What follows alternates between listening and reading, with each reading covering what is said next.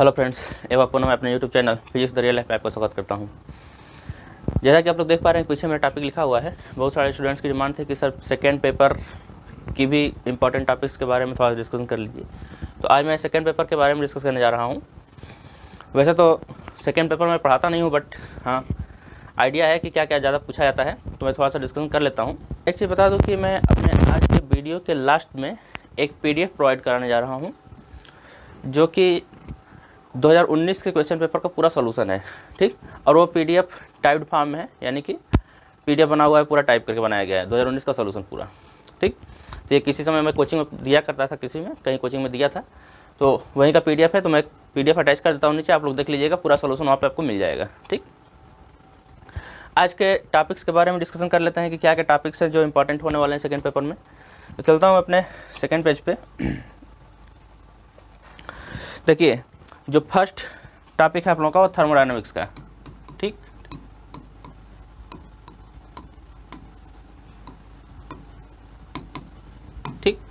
Thermodynamics. अब thermodynamics में आपको पढ़ना क्या क्या है। ऐसे तो जैसे इसमें थर्मोडायनामिक सिस्टम दिया हुआ है, माइक्रोस्कोपिक एंड माइक्रोस्कोपिक वेरिएबल्स दिए हुए हैं, तो थोड़ा सा आप लोग थर्मोडायनामिक सिस्टम को छोड़ सकते हैं।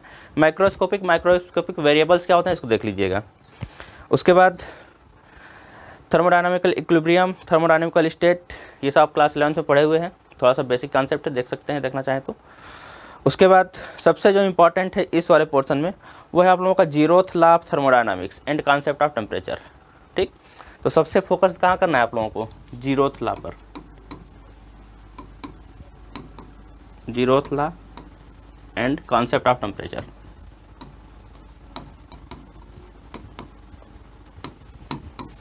ठीक, इस पे ज़्यादा फोकस करना है आप लोगों को, क्योंकि हर साल लगभग जीरोथ लॉ से एक क्वेश्चन आया हुआ है। इसी में एक दो टॉपिक्स और हैं, थोड़ा सा देख लीजिएगा उसको। जैसे slope of adiabatic and isothermal curves है। ठीक, यानी कि इसको थोड़ा सा देख लीजिएगा, पूछा गया क्वेश्चन।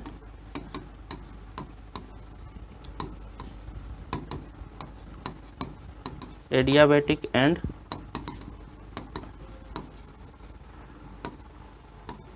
Isothermal curves. ठीक, इसको थोड़ा सा देख लीजिएगा। उसके बाद नीचे चलेंगे हम लोग, तो जो आपके अगला टॉपिक है, इसमें आप लोगों का heat and work and their path independences हैं, तो ये भी क्लास 11 में आप लोगों ने पढ़ रखा है। थर्मल प्रोसेस है, थर्मल प्रोसेस भी आप लोगों ने पढ़ रखा है।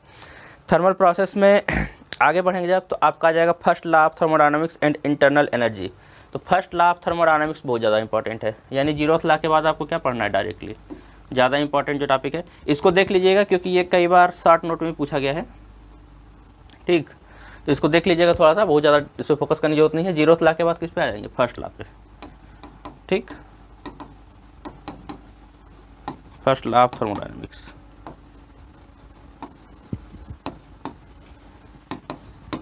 ठीक,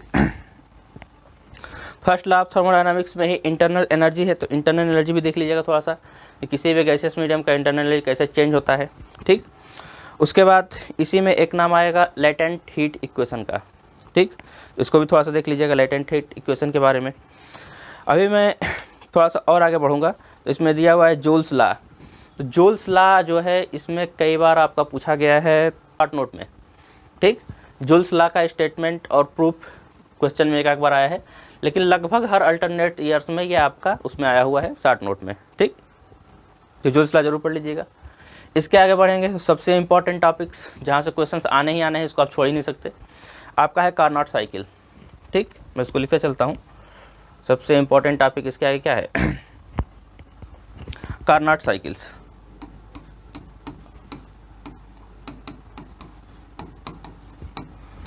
कार्नोट साइकिल्स के बाद कार्नोट थ्योरम आएगा और कार्नोट इंजन आ जाएगा।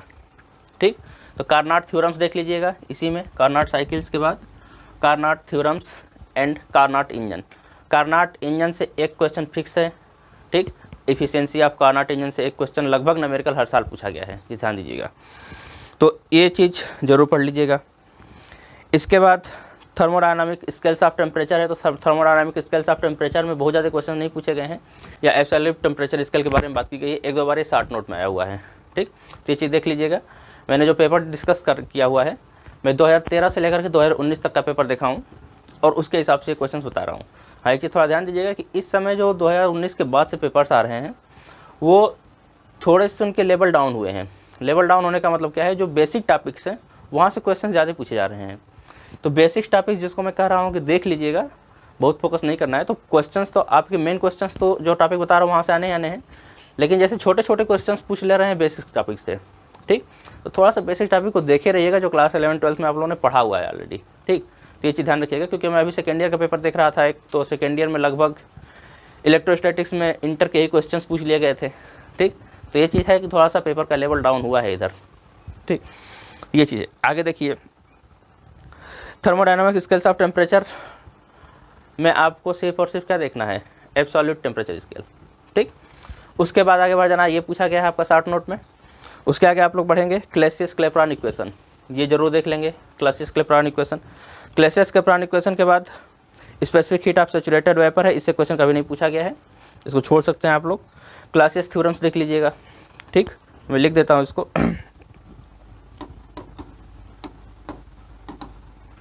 क्लासियस, ठीक। तो क्लासियस थ्योरम्स जरूर देख लीजिएगा।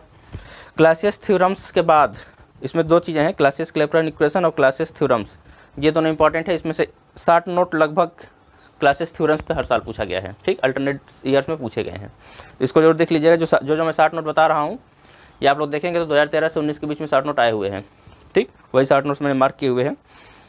उसके बाद एंट्रोपी है, एंट्रोपी से भी एक क्वेश्चन जरूर पूछा गया है, ठीक। एंट्रोपी एंड डिसऑर्डरनेस, तो ये दोनों चीज़ें हैं, तो इसके बारे में थोड़ा सा देख लीजिएगा। इससे क्वेश्चन हर साल आया हुआ है, लगभग 2019 के सॉल्यूशन में है एक क्वेश्चन इसका, ठीक। तो उसमें आप लोग देख लीजिएगा। उसके बाद calculation of entropy in various processes, इसको भी देख लीजिएगा, यहाँ पर भी आपको क्वेश्चन मिल जाते हैं, छोटे छोटे questions. Physical significance of entropy, ये जरूर देख लीजिएगा। इससे पहले बीच में एक टॉपिक और है, एंट्रोपी एंड अनअवेलेबल एनर्जी, तो इसमें से क्वेश्चन बहुत ज़्यादा नहीं पूछा गया है, लेकिन फिजिकल सिग्निफिकेंस ऑफ एंट्रोपी जो है यहाँ से क्वेश्चन पूछा गया है, ठीक। तो फिजिकल सिग्निफिकेंस ऑफ एंट्रोपी जरूर देख लीजिएगा, एंट्रोपी निकालने का हमारा मतलब क्या है, क्यों हम निकालते हैं। उसके बाद second law of thermodynamics again important है, यानी सेकेंड लॉ ऑफ थर्मोडायनामिक्स फिर से आपको पढ़ना है, इसको नहीं छोड़ना है। सेकेंड लॉ ऑफ थर्मोडायनामिक्स, ठीक। तो ये टॉपिक्स हैं इसके। अब सेकेंड लॉ ऑफ थर्मोडायनामिक्स के बाद ये थर्मोडायनामिक्स में बता रहा हूँ, ज़्यादातर क्वेश्चन यहीं से बनते हैं, भी ध्यान रखिएगा। और जो आपके 3 नंबर वाले क्वेश्चन हैं, 3 नंबर का मतलब क्या है, जो पहला क्वेश्चन होता है 3 नंबर का, उसमें मैक्सिमम क्वेश्चन यहीं से पूछे जाएंगे, ये ध्यान रखिएगा। थर्मोडायनामिक्स के पार्ट से ज़्यादातर क्वेश्चन पूछे जा रहे हैं, तो यहीं से मैक्सिमम क्वेश्चन पूछे जाएंगे। जनरली कार्नोट साइकिल से या कार्नोट इंजन से एक वो दे दिया, एफिशिएंसी ऑफ कार्नोट से एक न्यूमेरिकल दे दिया छोटा सा एक नंबर में, तो इस टाइप के क्वेश्चन हैं, ठीक। तो ये आए हुए हैं। और आगे बढ़ेंगे आप लोग, तो इसी में थर्मोडायनामिक पोटेंशियल एक टॉपिक है, ठीक, एंड मैक्सवेल्स इक्वेशन। तो thermodynamic potential and Maxwell's equation पे क्वेश्चन भी आया है कई बार, और इसमें 60 नोट भी पूछा गया है, तो इसको भी जरूर देख लीजिएगा, thermodynamic potential and Maxwell's equation. Maxwell's equations के एप्लीकेशंस देख लीजिएगा, ठीक। थोड़ा सा टीडीएस इक्वेशंस के नाम आते हैं, ये भी देख लीजिएगा। मैक्सवेल्स इक्वेशन के साथ ही मैक्सवेल्स इक्वेशन का यूज करके टीडीएस इक्वेशन भी निकालता है, तो उसको भी देख लीजिएगा। 4 मैक्सवेल्स इक्वेशन से उनको जरूर पढ़ लीजिएगा, क्योंकि उसमें से एक क्वेश्चन आना फिक्स है, ठीक। फिर जूल थॉमसन इफेक्ट है, जूल थॉमसन इफेक्ट जो है इस पर 60 नोट बहुत बार पूछा गया है, ये ध्यान दीजिएगा कि जूल थॉमसन इफेक्ट पे 60 नोट बहुत बार पूछा गया है, ठीक।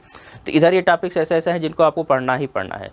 इसके बाद चेंज ऑफ फेज है, चेंज ऑफ फेज में भी first and second order phase transition पे क्वेश्चंस भी आए हुए हैं, और इसके साथ साथ इस पर 60 नोट भी आया हुआ है, ठीक। First and second order transition पे 60 नोट भी आया हुआ है, क्वेश्चन भी आया हुआ है, तो इसको न छोड़िएगा, जरूर पढ़ लीजिएगा, first and second order phase transition, ठीक। इसके बाद एक साल पूछा गया है एरनफेस्ट इक्वेशन, इस पर 60 नोट पूछा गया है, 2019 में शायद पूछा गया है, ठीक। एरनफेस्ट इक्वेशन, तो एरनफेस्ट इक्वेशन को भी देख लीजिएगा, क्योंकि इससे भी क्वेश्चन पूछा जा सकता है। अब इसके बाद वाले चैप्टर पे चलते हैं हम लोग, तो इसके बाद वाले में जो है इसमें से थोड़ा ज़्यादा पढ़ना है आप लोगों को थर्मोडायनामिक्स वाले पार्ट में, तो ये चीज़ ध्यान रखिएगा। इसके बाद वाले जब चलेंगे आप लोग, तो यहाँ पे देखिए काइनेटिक थ्योरी ऑफ गैसेस आ जाएगी। काइनेटिक थ्योरी ऑफ गैसेस में जो टॉपिक्स हैं वो क्या क्या आपको ज़्यादा फोकस करना है, इसमें आप लोगों को फोकस करना है Maxwell Boltzmann law of distribution, तो मैक्सवेल बोल्ट्जमान लॉ आपको पढ़ना ही पढ़ना है, ठीक। इसके बाद evaluation of RMS velocity and average and most probable speeds, इसमें से क्वेश्चन पूछा जाता है। ठीक, तो ये चीज़ देख लीजिएगा, मेन फ्री पाथ भी देख लीजिएगा और ट्रांसपोर्ट फिनोमेना भी देख लीजिएगा। इसमें एक है प्रोवेस्ट थ्योरी ऑफ एक्सचेंज।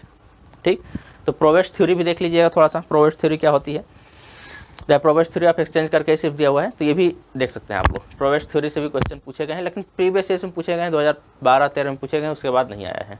ठीक, तो इसमें से ये टॉपिक भी आपको पूरा पढ़ना पड़ेगा, क्योंकि काइनेटिक एनर्जी ऑफ या काइनेटिक थ्योरी ऑफ गैसेस से क्वेश्चंस बनते हैं। ठीक, कंडक्शन ऑफ हीट आ गया। कंडक्शन ऑफ हीट में भी Fourier equation of one dimensional flow of heat and it's steady state solution, ये पूरा आपको पढ़ना पड़ेगा। और पीरियाडिक हीट ऑफ फ्लो, इसमें आपको शॉर्ट नोट पूछा जाता है। ठीक, यानी कि पीरियाडिक फ्लो ऑफ हीट है, मैं लिख नहीं रहा हूँ क्योंकि लिखने में टाइम ज़्यादा लग रहा है और वीडियो लंबी हो जा रही है। तो आपके पास सिलेबस होगा ही होगा, आप लोग सिलेबस देख लीजिएगा। इसमें से जो जो टॉपिक्स इंपॉर्टेंट है मैं बोलते जा रहा हूँ, वीडियो थोड़ी सी छोटी करने के लिए मैं नहीं लिख पा रहा हूँ। ठीक, पीरियाडिक फ्लो ऑफ हीट पर शॉर्ट नोट पूछा गया है, आप लोग पीछे आके देख सकते हैं, इसको देख लीजिएगा। ठीक, इसके बाद रेडिएशन में चलते हैं। रेडिएशन में बहुत ज़्यादा नहीं पढ़ना है आपको, रेडिएशन में आप लोग सीधे स्टार्ट कीजिए किरचॉफ्स लॉ से। ठीक, ऊपर के जो टॉपिक्स है, रेडिएशन है, electromagnetic wave, emissive and absorptive powers, radiation in hollow enclosure, black body radiation, ये सारा आप लोगों ने इंटरमीडिएट में पढ़ा हुआ है। ठीक, तो उसको आप लोग छोड़ दीजिए पूरी तरह से, इस पर बहुत ज़्यादा फोकस नहीं करना है, आपको फोकस करना है किरचॉफ्स लॉ पर।